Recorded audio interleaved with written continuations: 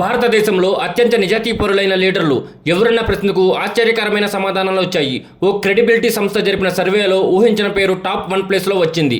దేశభక్తి, నిజాయితీ, సేవ, ముందు చూపు, ధైర్యం తదితర అంశాలు ఆధారంగా తీసుకుని ఈ సర్వే జరిపారు. ఇందులో వచ్చిన టాప్ 5 పేర్లేంటో చూద్దాం. నెంబర్ 5 నితిన్ గడ్కరీ.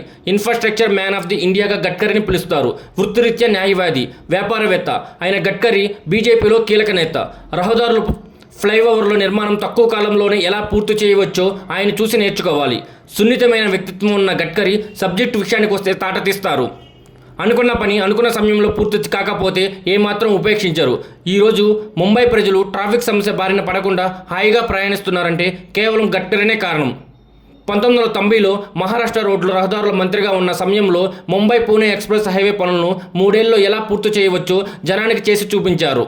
అంతేకాదు తన పదవీ కాలంలో ముంబైలో ఏకంగా 55 ఫ్లైఓవర్లు నిర్మించి రికార్డు సృష్టించారు గడ్కరీ. ఇక మోడీ ప్రభుత్వంలో జాతీయ రోడ్లు రవాణా శాఖ మంత్రిగా పనిచేస్తున్న ఆయన నేషనల్ హైవే నిర్మాణం, అభివృద్ధి పనుల్లో దూసుకెళ్తున్నారు.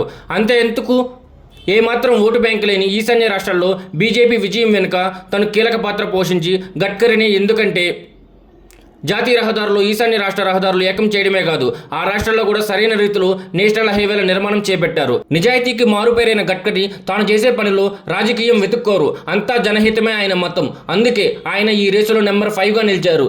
ఇక యోగి ఆదిత్యనాథ్. అరాచకాలకు అడ్డైన ఉత్తరప్రదేశ్ ఈరోజు అభివృద్ధి పెట్టుబడులు, నిర్మాణాత్మక వ్యవహారాలలో దూసుకెళ్తుంది. అంటే ఇది కేవలం యోగి ఆదిత్యనాథ్ తీసుకున్న నిర్ణయాలతో పాటు ఆయన అమలు చేసిన పాలసీలే కారణం. డేరింగ్ సీఎంగా పేరు తెచ్చుకున్న యోగి తాను మొదటిసారిగా ముఖ్యమంత్రి పదవి చేపట్టిన వెంటనే యూపీలో శాంతి భద్రతలపై దృష్టి సారించారు. పరిశ్రమలు, పెట్టుబడులు రావాలంటే రాష్ట్రంలో అరాచక శక్తులు ఉండకూడదని బలంగా నమ్మిన యోగి నేరస్తుల పాట సింహస్వప్నంగా మారారు. మొదటిసారిగా సీఎం అయిన ఏడాదిలోపే దాదాపు 3000 మంది మాఫియాను, సుఫారీ గ్యాంగ్ను, రౌడీ షీటర్లను ఎన్కౌంటర్ చేయించారు యోగి. దీంతో బతకాలంటే యూపీని వదలాలి, లేదంటే ఎన్కౌంటర్లు చావాలన్న భయాన్ని సంఘ వ్యతిరేక శక్తుల్లో నింపారు. ఇక పెట్టుబడులు ఆకర్షించేందుకు జిల్లాలో పరిశ్రమ పేరుతో పరిశ్రమలను అభివృద్ధి చేశారు. దీంతో యోగి ఆదిత్యనాథ్ పనితీరు దేశం మొత్తం ఆకర్షించింది. క్రౌడ్ పుల్లర్గా, నేతగా నిలిచిన యోగి ఈ సర్వేలో టాప్ 4 ప్లేస్లో ఉన్నారు. ఇక 3వ స్థానంలో ఉన్న వ్యక్తి ఎస్ జైశంకర్. పూర్తి పేరు Subrahmanya Jaishankar. Diplomacy man of ఇండియాగా నేషనల్ ఫస్ట్ అనేది ఆయన నినాదం. 1977లో భారత విదేశాంగ శాఖలో చేరిన జైశంకర్ ఆ తర్వాత విదేశాంగ శాఖ అధికారిగా అమెరికా, చైనా, చెక్ రిపబ్లిక్, సింగపూర్ దేశాల్లో పలు కీలక బాధ్యతలు నిర్వహించారు. ఇండో అమెరికన్ అణు ఒప్పందంలో విషయంలో కూడా కీ రోల్ పోషించారు. జైశంకర్ అప్పటి నుంచే మోడీ మనసులో ఉన్నారు.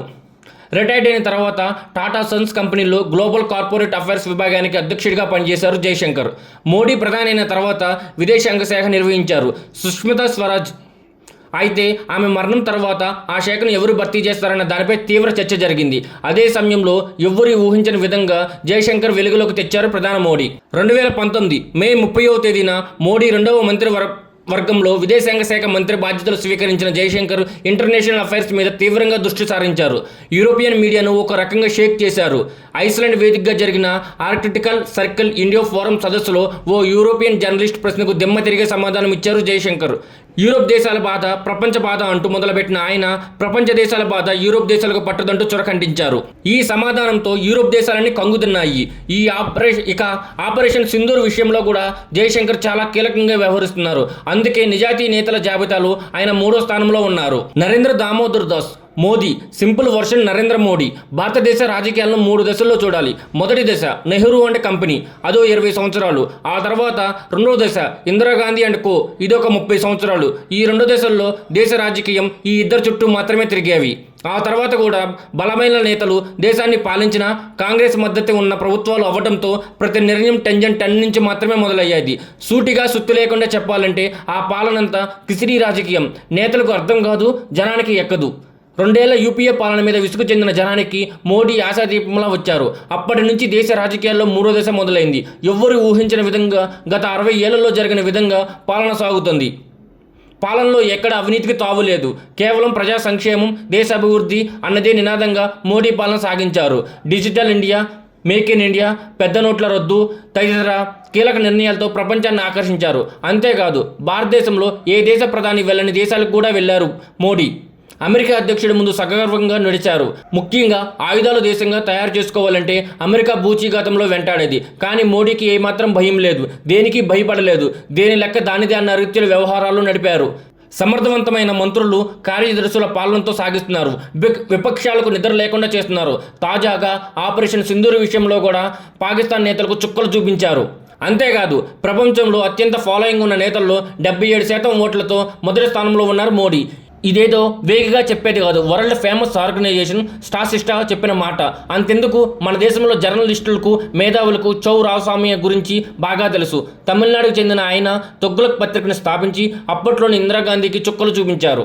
అలాంటి రామస్వామి మోడీని పొగిడిన తీరు దేశం మొత్తం మేధావుల్లో ఆలోచింపేలా చేసింది. నిజాయితీ నేతల జాబితాలో టాప్ 2 స్థానంలో ఉన్నారు ప్రధాని నరేంద్ర మోడీ. ఇంతవరకు ఓకే. మరి నీతి, నిజాయితీ, నిర్భతి ఉన్న నేతల జాబితాలో టాప్ 1 ఎవరు అనేది ఇప్పుడు మీకు వచ్చే డౌట్. ఈ విషయంలో ప్రతి తెలుగువాడు గర్వపడేలా ఆ సర్వే రిపోర్ట్ తెలిపింది. ఆయన ఎవరో కాదు జనసేన అని పవన్ కళ్యాణ్. పవర్ స్టార్ అనండి, జనసేన అనండి, జన సునామీ అనండి, పేరు ఏదైనా పవన్ కళ్యాణ్ కోట్ల రూపాయలు అందించే సినీ రంగాన్ని వదిలి రాజకీయ రంగానికి వచ్చారు. జనసేన పార్టీ స్థాపించి పేదవాడి గొంతుగా మారారు. జగన్ పాల మీద కోట్లాడిన పవన్ కళ్యాణ్ సొంతగా పోటీ చేసి వస్తే నష్టాన్ని ముందుగానే గుర్తించారు. అది కూడా ఆంధ్రప్రదేశ్ అభివృద్ధి, ప్రజా సంక్షేమం అన్న కోణంలో తెలుగుదేశం పార్టీతో పొత్తు పెట్టుకుని గత ఎన్నికల్లో ఘన విజయం సాధించారు.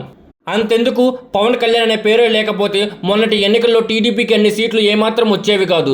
బీజేపీ 8 అసెంబ్లీ, 4 ఎంపీ సీట్లు దక్కేదే కాదు. ఇందులో ఏమాత్రం అనుమానం లేదు. అందుకే మోడీ కూడా పవన్ కళ్యాణ్ అంటే సునామీ అన్న రీతిలో మాట్లాడారు. ఇక పవన్ కళ్యాణ్ హవా మహారాష్ట్రలో కూడా సాగింది. ఆయన ప్రచారం చేసిన ప్రతి నియోజకవర్గంలో ఎన్డీఏ అభ్యర్థులు భారీ మెజార్టీతో విజయం సాధించారు. అందుకే బీజేపీ ఇప్పుడు పవన్ కళ్యాణ్ను భాగస్వామ్య పక్ష నేతగా తమిళనాడు, కేరళ, కర్ణాటకలో కూడా త్వరలో బాధ్యతలు ఇవ్వనుంది.